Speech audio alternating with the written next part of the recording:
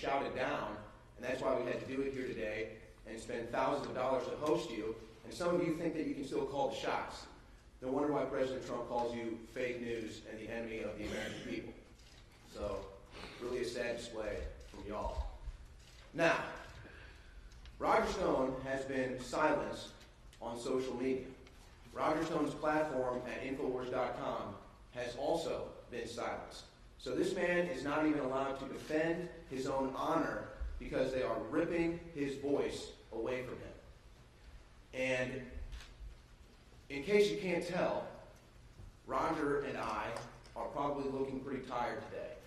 Because ever since what I view as the illegal FBI raid on Roger Stone's house, he has received numerous death threats, numerous media inquiries, and it's almost been impossible for us to sleep through this endeavor. Now, anybody who saw the FBI raid on Roger Stone's house knows that it was clear to me, beyond a reasonable doubt, that somehow CNN got a leak. And now you have congressmen calling for an investigation into that. You've also seen a lot of violence against Trump supporters and a lot of threats, as I said, against Roger Stone. So now we have to walk around with increased security. In fact, there are a lot of people doubting a story that I was sexually harassed in Washington, D.C. by a Women's March protester marching against sexual harassment, sexually harassed me. People are doubting that story, saying it's fake news. Well, I'm going to go ahead and give out this individual's name, and I'm begging, unlike people on the left, unlike what you did to the Covington Catholic High School boys, and unlike what you've done to Roger Stone, I hope that you would not dox this woman and you would leave her alone. But Isabel O'Shaughnessy was arrested for sexually assaulting me. Okay? Also yesterday, I had a man try to rub spit in my eye. And this is all thanks to the lies in the mainstream media. And now they're trying to destroy an innocent man, Roger Stone. And I am just in a disbelief at how Roger has been able to keep his composure and maintain his energy throughout all of this. Now, I hope that he gets fair treatment here today, unlike what he has received this entire week, and unlike what he has received since this political witch hunt has began against him. Now, again, all of you came out here for one reason. You want the Roger Stone story. But how many of you actually care about an innocent man getting out of the grips of a rogue prosecutor? I'm wondering if any of you do. You were more obsessed with getting your shot than getting the truth out about Roger Stone at a press conference that you didn't pay a dime to be at, and you're begging for Roger to give you any quote all day long. So I just ask you, do you care that an innocent man is being politically persecuted right now, or do you just care about your own ratings? Is that why you lie about President Trump? Is that why you lie about Trump supporters? Is that why you lie about Roger Stone? So Roger's going to step up here, and he is going to provide an opening statement, and then we are going to take questions. But I know that some of you had to reach out to your corporate overlords and ask if you're even going to be allowed to air this press conference because there's an InfoWars mic flag sitting on the podium. Well, I hope that triggers you. And I hope that you realize that in media, you should be standing up for free speech, and in America, you should be standing up for justice, not a political persecution against an innocent man where they're trying to destroy his life, and he has to deal with death threats every day. So without further ado, here is Roger Stone. Thank you, Owen. First of all, as a veteran of 50 years in American politics, I understand that you cannot brand every member of the media with the same brush. And therefore, there are honest reporters in this room. There are capable, honest reporters in this room who are just trying to do their job and get the facts. And there are others who do not meet that criteria. So let's be clear, I do not regard the press or the media as the enemy. I regard some members of the press and the media as the enemy. That said, I wanted the opportunity to make a statement outside the courthouse the other day that was obviously physically impossible given the pushing, the shoving, the shouting, the spitting. I felt kind of like Vice President Richard Nixon in Caracas in 1958. I want to say, to begin with, that as I think most of you know, I have pled not guilty to the charges against me. I stress that these are all after-the-fact process crimes, and I am not accused of a Russian collusion. I'm not accused of collaboration with WikiLeaks. I am not accused of conspiracy. There is no evidence or accusation that I knew in advance about the source or content of the WikiLeaks materials, be that allegedly hacked material or allegedly stolen material. The allegation that I was less than truthful to the House Intelligence Committee to cover up what underlying crime. There is no underlying crime, and therefore any honest mistake I made in memory would be both immaterial and lacking intent. I do intend to vigorously contest these charges. I will mount as vigorous a defense as I can. I am heartened that Senator Graham and also some Republican members of the House are looking into the manner in which I was arrested. I think, as most of you know, at 5:50 a.m., 29 federal agents, FBI agents, both men and women, arrived in my home wearing full SWAT gear, night vision goggles, brandishing assault weapons, sidearms, and they had a device that is generally used for battering down a door when somebody refuses to open it.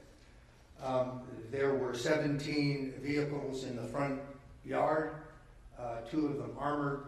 There was a helicopter overhead. I live on a canal. There were 2 amphibious units in the water. My house was completely surrounded by armed agents covering every exit. I have no prior criminal record. I'm accused of nonviolent process crimes. I do not own a gun. There was no guns in the house. I'm a strong supporter of the Second Amendment, but I do not own a firearm. I do not own a valid passport, with the caveat that it may have expired within the last 3 days. I don't know because it was seized by the FBI. I was not read my Miranda rights. I was brought out of the house. I was handcuffed. I was standing in the street wearing a Roger Stone Did Nothing Wrong t-shirt. That's what I slept in. You can get those at 1776.shop. The proceeds go to my legal defense fund. Wearing a pair of cut-off sweatpants, no shoes. My wife, who is hearing impaired, was rousted from the house. She was made to stand next to me, wearing a nightgown and barefooted. Oh my God. The agents were professional and they were courteous once I was in custody. I have no complaint about their conduct, but the special counsel's office was well aware of the fact that I was represented. They knew the name and phone number for my lawyers, and it remains an absolute fact that my attorneys learned that I had been arrested from CNN before they had been contacted by the government. I'm heartened by the fact that Senator Graham and these House Republicans will get to the bottom of why this show of force was necessary. If I was considered dangerous, then why was the CNN camera crew allowed within 25 feet of my front door? The street, which is a one-way street, was sealed off, and nobody else, including people living on the street, were allowed to enter. So if CNN was there before the raid began, why were they allowed to stay in view of the fact that I was obviously considered dangerous? I am very tired, as you can see, but I will take your questions. The point, I guess, that bothers me the most before we get there is that FBI Director Comey lied under oath to the Congress. John Brennan, the CIA Director, lied both about the Steele dossier and the investigation and the surveillance of a Senate committee looking into illegal torture. before the Congress. Mr. McCabe, the associate director or assistant director of the FBI, lied under oath to Congress. General Clapper lied about the existence of a metadata collection program on Americans. These are consequential lies. These are lies that are material. And then, of course, Hillary Clinton not only lied, but she also destroyed evidence. And she lied about whether or not she had received or sent classified information, a national security breach. But there is no interest by the special counsel in any of these acts of perjury. Additionally, the New York Times reported on January 20th, 2017, that I was among three advisors to Donald J. Trump who was under surveillance. The Times has declined to retract that story. They stand by that story. I believe that story to be accurate. I believe that there are more than one FISA warrant. To be surveilled under the FISA law, one must be actively engaged in espionage for a foreign power against the United States of America. I do not meet that criteria. If I was under surveillance in a non-FISA warrant, what would be the probable cause? I'm hoping that in this trial, in discovery, we can get to the bottom of those questions. But you know that even though I forgot before the committee that I had been approached by a man named Henry Greenberg, who was an ethnic Russian, and who offered to sell me information about Hillary Clinton, an offer that I flatly refused, as accurately reported by the Washington Post. There's been no allegation regarding Mr. Greenberg. That's because Mr. Greenberg is an FBI informant. That's because Mr. Greenberg is in the country, was in the country, has been in the country under an FBI informant's warrant. Why was an FBI informant approaching me in May of 2016, 2 months prior to the FBI saying they had opened their investigation into allegations of the president's campaign colluding with the Russians? These are questions that we hope to get to the bottom of.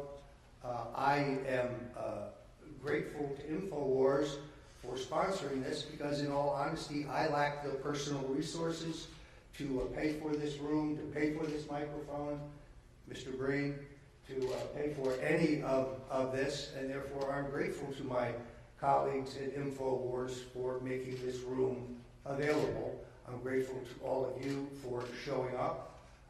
I have been fighting a war of censorship. I have a syndicated radio show with Owen Schroyer, my colleague, every day at 5 o'clock Eastern, 4 o'clock Central, called The War Room. We are censored across multiple social media platforms. You don't have to agree with us. You have to agree with Alex Jones. You have to agree with anything we say to agree with our right to express ourselves. It's called the First Amendment.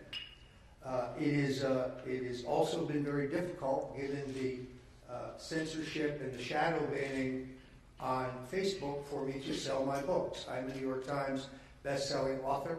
I have written 5 books, soon to be 6, and I have succeeded in making those books successful and bestsellers through the use of the extraordinarily effective targeting capability of Facebook, which has now denied me because any paid promotion that I propose is rejected for inappropriate content, even if the subject of the book is how a gentleman should dress. I will be happy to take your questions now. Let me say lastly, as I must, those who wish to help me can go to stonedefensefund.com. Thousands of Americans have. The special counsel has the unlimited resources of the American taxpayers, has a platoon of Ivy League lawyers. I'm very happy with my legal representation, but they need to get paid. Lawyers are not inexpensive in America. I'm happy to take a few questions now. Roger, I talked to Chris Christie this morning. Yes.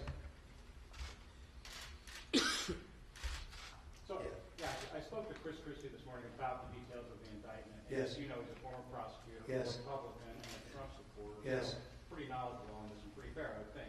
He suggested suggest the liability. I asked him what does he think is the strongest liability indictment, and he said on the issue of perjury, which you said you either have a faulty memory or it's immaterial. He said maybe that's true, but he said the problem where he really sees it is on the witness tampering, because even if you were joking, if the witness perceived it was intimidation, that's a problem. But the witness also intimidated me. The witness, first of all, perjured himself before the grand jury about being the source of the content and the October release date of the WikiLeaks material. When I released over 30 pages of text messages proving that, very, very few media outlets reported that. They all reported his denials. MSNBC reported them almost in a serial nature, but nobody reported, virtually nobody reported my production of proof. Secondarily, the same man threatened to put a bullet in the head of one of the other exculpatory witnesses before Mr. Mueller's probe. That was reported by the Daily Caller. Additionally, he threatened to have a woman falsely accuse me of sexual assault. So he hasn't been indicted for perjury. He hasn't been indicted for witness intimidation or witness tampering. I also would suggest that any attorney who makes pronunciations about this indictment without reading all 4.5 hours of my testimony to see the questions in context or to see the emails and text messages surrounding those that are highlighted by the government doesn't really understand the situation, and it would be irresponsible to draw conclusions. I'm represented by Bruce Rogow, Grant Smith, Robert Bushell, and Tara Campion. They are excellent attorneys. Mr. Rogow has argued before the U.S. Supreme Court on 11 occasions. He is a noted First Amendment civil and criminal attorney. He believes that this indictment is flawed. Roger, you actually said you won't bear false witness against the president. Does that mean that you are ruling out cooperating with Robert Mueller? This is a question that I will have to refer to my lawyers ultimately. All I can tell you today is I will tell the truth about any matter that I have knowledge of. I don't possess any knowledge of any wrongdoing by the President of the United States, including Russian collusion. So when I first said I won't testify against the President, some of you said, aha, you see it's a cover-up. That's not what I'm saying. What I'm saying is I will not make up stories. I will not bear false witness. I will not say things that are not true. I will tell the truth. Have you talked to the president since the race? I have not. You have not talked to him? I have not. Okay, also the special counsel's latest filing, it says the evidence against you is voluminous and complex. Does that scare you at all? My attorneys have agreed to that. It is so voluminous and complex that a speedy trial is literally impossible. So we stipulated to that in the hearing before the magistrate, and both parties agreed to that. Do you think the hack of the DNC was a good thing for America? I think the hack of the DNC is an accusation that is unproven in any court of law in the United States.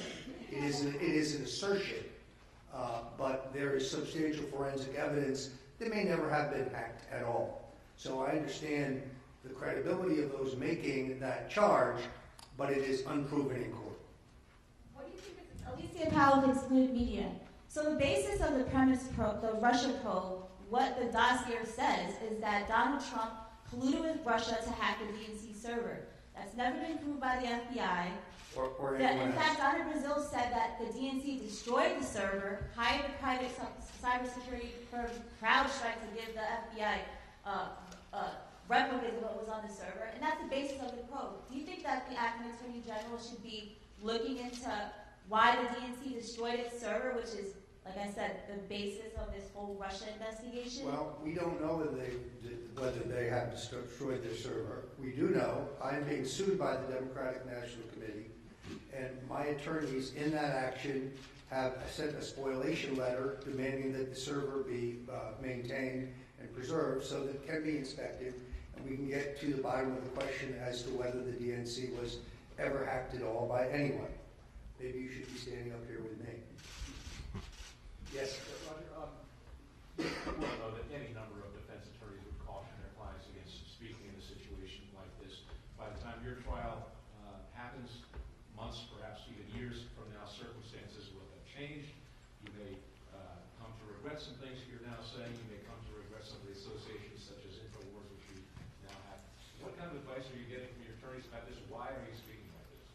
Well, first of all, if you've read my book, Stone's Rules, which I highly commend, I believe that in the current atmosphere, when one is accused of wrongdoing and one has no response, either is not available or doesn't comment, there's a presumption of guilt that perhaps is unfair but very real. I know what I did. I know what I didn't do. I know the facts of the case. I don't think I said anything today that I will regret. It will be obviously said with greater documentation in court in due time. As far as InfoWars is concerned, it's a media outlet. It's a network. I don't subscribe to everything Alex Jones says. Alex Jones doesn't subscribe to everything that I say. I'm probably a bit more libertarian than he is. We have many talented people there, but it is a perfectly reputable platform. I'm responsible for the things that I say. I agree with Alex Jones on a number of things. I'm a nationalist. He's a nationalist. We believe in American sovereignty. We believe in American exceptionalism. I'm grateful to them for hosting this, because otherwise I'd have no reasonable forum in which I can answer your questions. My cell phone is the only electronic device that I still have, which was restored to me by the FBI. I'm 400 messages behind from reporters wanting to ask me questions, so this was the most efficient way to do so. Roger, if you take yourself out of the equation, and you just look at the broad scope of this, how do you explain the fact that Manafort, Flynn, Cohen, Papadopoulos case all have been found guilty of lying and all about one issue, which is Russia? I'm not sure I agree with that formulation. They were accused of that. I'm not any of them. I can only speak to my own case, and I am not guilty. Roger, are you ready tomorrow for Judge Jackson to give you a gag order? That's certainly a possibility. We'll deal with that when it comes. I would point out that I make a living writing and speaking about politics. I would hope that the court would take that into consideration. Obviously, the government has not made a motion for that as of today that we're aware of. It would require a hearing, as I understand it. Obviously, I will adhere to any ruling of the court if they should do that. On the other hand, I would also have the right, as I understand it, to appeal. So let's see what happens. Well, it looks like investigators still want to talk to Andrew Miller. Are you prepared for the potential of a superseding indictment? What charges? I'm not aware of any information Mr. Miller has that would be detrimental to me. I have not spoken to Mr. Miller since the time that he was subpoenaed. Mr. Miller did not work for me in 2015 or 2016. He did attend the Republican National Convention. I looked around, I didn't see any Russians. You mentioned in a recent interview, Roger, Jerome Corsi. Do you think he's going to be indicted? I couldn't speculate. Expanding on Corsi, recently you told me that you were considering a lawsuit against Corsi for defamation in light of him continuing to say things that you would say are false. Actually, I never said I was looking at a lawsuit in defamation. I was looking at the possibility of a lawsuit where you could get a declaration the statement is true or false that is allowed under our law. I think perhaps events have moved beyond that. I'm not going to get down in the gutter with Mr. Corsi. I have already said that a number of things that he said are untrue. I believe that will get proved at trial when the appropriate time comes. Yes. Yes, Mr. Stone, aside from your house being violated, your reputation's been violated. You made a comment about advocating for the pardon of Marcus Garvey, and some of the mainstream media has almost implied that you're racist and that was insincere. And of course, I don't agree with that. Would you please clarify your stance? Yeah, this is one of the things that is hurtful, because I think people tend to put you in a box because I'm a Republican. But let me make this point. I have been an advocate for drug law reform for 25 years. I have been an opponent and critic of the 1994 crime bill, in which poor people and African Americans are subject to much harsher mandatory sentences for the possession of rock cocaine than wealthy white people who are in possession of powdered cocaine. President Trump has just fixed that problem in the more recent sentencing reform bill. Secondarily, I know that this is not a popular view, but it's one that I must say. I worked for Richard Nixon. It is Richard Nixon who desegregated the public schools, not Lyndon Johnson, not John F. Kennedy. It is Richard Nixon who gave us affirmative action. I'm one of the few conservatives who's written and spoken in favor of affirmative action. I think it was necessary. It was Richard Nixon who quadrupled law enforcement for civil rights law enforcement. It was Richard Nixon who increased ninefold funding for black colleges. So I have long been very interested in a posthumous pardon for Marcus Garvey, someone that I have read extensively about, someone who is actually one of my political heroes. I believe he was unfairly railroaded by the FBI. So when I was asked, have I asked the president for a pardon? The answer is no. Have I discussed it with anyone who works for the president? The answer is no. The only person I have ever written to the president advocating a pardon for is Marcus Garvey. You said that the Russian probe is a speeding bullet headed towards Donald Trump's head. Can you elaborate with me?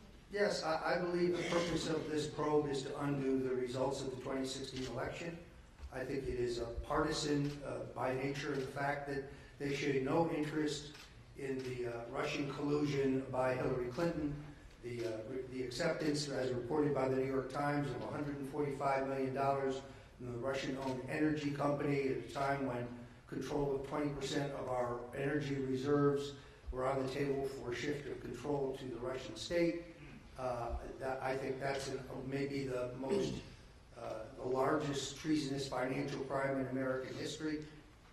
The illegal use of FISA warrants and surveillance, which is an abuse of power using the authority and capability of the state, which dwarfs what happened in Watergate as a constitutional crisis. The illegitimate use of the FBI to infiltrate the Trump campaign. There's no interest in any of these issues. All we keep talking about is non-existent Russian collusion.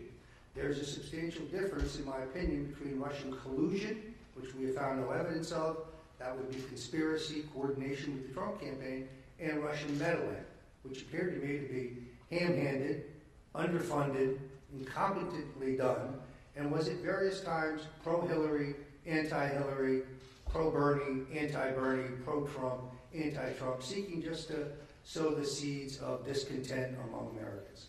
Roger, Alex Jones would like you to address what the president should do in response to the rogue special counsel, and also talk about the Democrat connections to Robert Mueller and the Russians.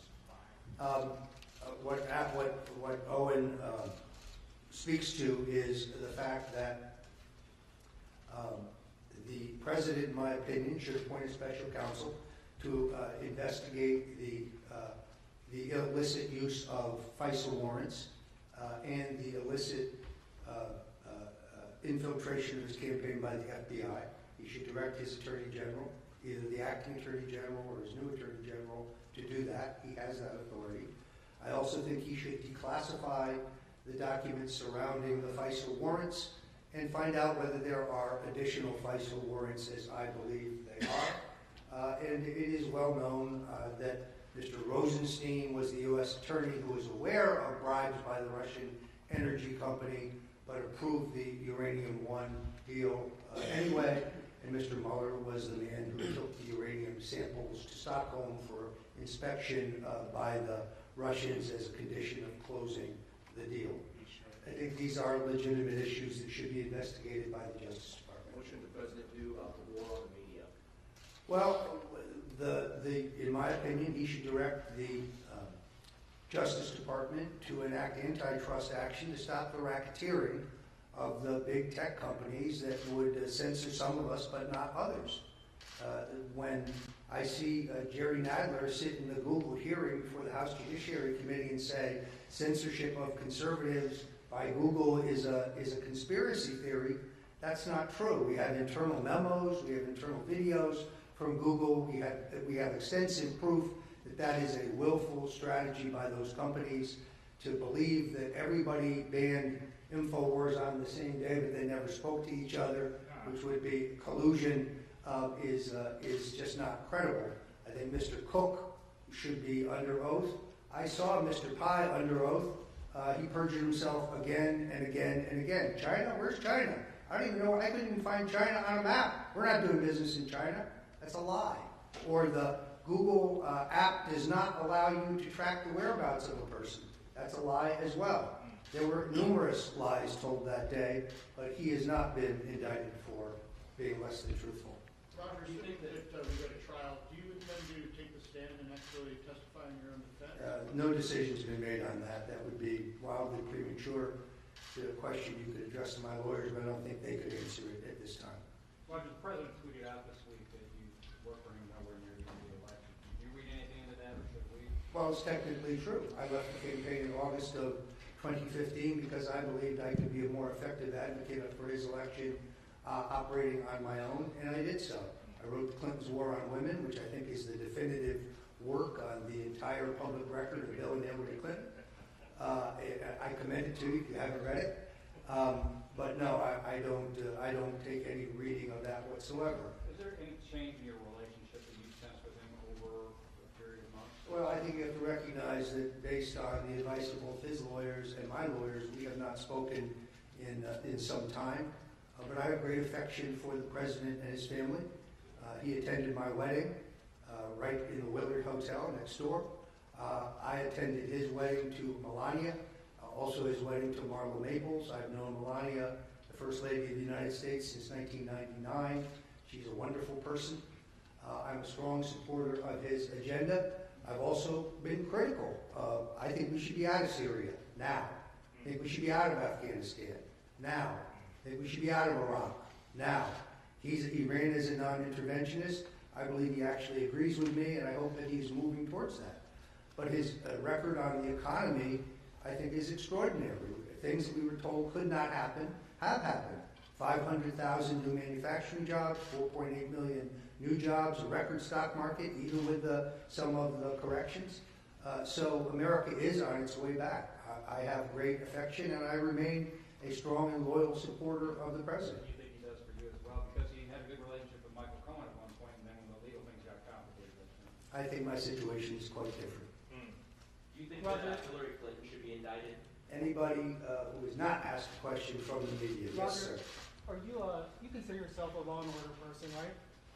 I would say, generally speaking, yes. So then do you not think that what you describe as process offenses should be prosecuted? Are you saying that they should not be prosecuted? I think a process crime has to have intent and materiality. Let's see if that happens. And on the other crimes, let's see if they're even actually true. Yes. Roger, I know you've addressed this a little bit in your past meeting interviews, but there was a reference in the indictment to the notion of somebody being directed. I think you have sort of speculated as to who that might be. In the distance of time, the last 5 days, do you have any more sense as to what that's a reference to? I have no idea because it's not true. Nobody directed me to do anything nor inquired. I did not coordinate anything with the Trump campaign or with WikiLeaks in terms of their disclosures.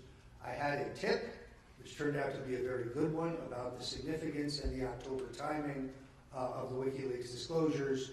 Everything else could be gleaned by setting a Google News alert and reading everything about WikiLeaks and Julian Assange, or watching the WikiLeaks Twitter feed when I was not banned on Twitter.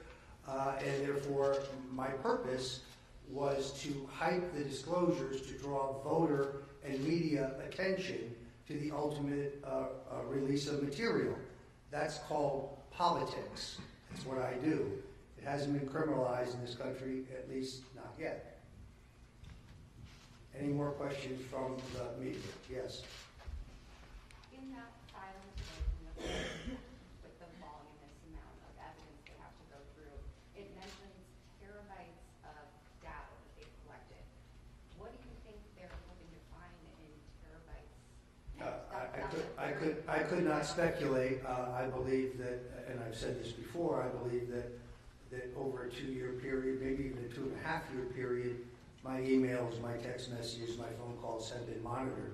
There's certainly nothing new. I have deleted nothing. I have erased nothing. I have over 1 million emails by my own count. It's a lot to go through.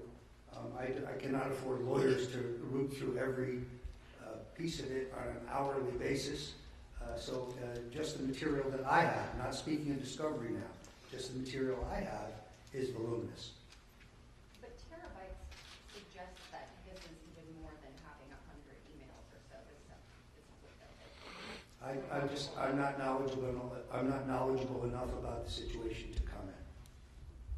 Yes. Just a follow-up on an earlier question. I believe in an interview over the weekend, you indicated you believe the senior campaign official who's directed to contact you about WikiLeaks was Rick Gates. Can you talk about why you think it was Gates and what your interactions were? Well, that would be speculation on my part, but I think the two officials referred to would be Steve Bannon. As most of you know, I wrote a column for the Daily Caller advocating that the president terminate Mr. Bannon. It was picked up by Drudge, and that makes it a big story. And 24 hours later, Mr. Bannon was fired. So he would have a certain animus towards me. The exchange of emails that is cited, which had been previously reported in the New York Times, he asked me a question about a public event, and I responded with two pieces of information that were reported by Politico and The Guardian that very morning. So there was no proprietary information there. Mr. Gates is seeking a reduction in his sentence. I also have no memory of discussing this with him, nor is there any electronic corroboration of that I am aware of. I did not coordinate anything with the Trump campaign pertaining to WikiLeaks. I did follow the story perhaps more closely than anyone else, but virtually every political journalist in the country wanted to know what it was that Julian Assange had. And many of your news organizations have interviewed him. Many others have interviewed him. Contrast this with the operations of the Clinton campaign, money laundering through a law firm to pay for the fabrication of a dossier using Russian assets to do so, but there's no investigation into that. I'm going to limit this to members of the press, if I may. All right, I thank you very much for your time. Owen is going to have a few words of his own. So, in closing, what I hope the American people take away from this, and what I hope the President Donald Trump takes away from this, is that if this can be done to Roger Stone, this can be done to you. If Alex Jones can be silenced, you can be silenced. And why is an innocent man, Roger Stone, being destroyed for allegedly communicating with WikiLeaks that's totally unproven, when CNN's Brian Stelter and Anderson Cooper and others have had live interviews with Julian Assange on air? Ask yourself, is that justice? Is that fair? So, there is a clear and present danger right now in the United States of America. But it's not Donald Trump, it's not Roger Stone, it's not Alex Jones, it's not conservatives. It's a rogue special counsel that is destroying innocent people's lives. It's a Democrat Party that fights for open borders and no voter ID laws and celebrates infanticide. That is a threat to this country. When you're celebrating infanticide and celebrating innocent men being destroyed, you are the problem with this country. So I hope that the President understands how serious this threat is, and they will come after the President and remove a duly elected President if they can do it. And if the American people allow them to do it, then this country is dead. Thank you guys for coming here today. I hope that you will all report the truth.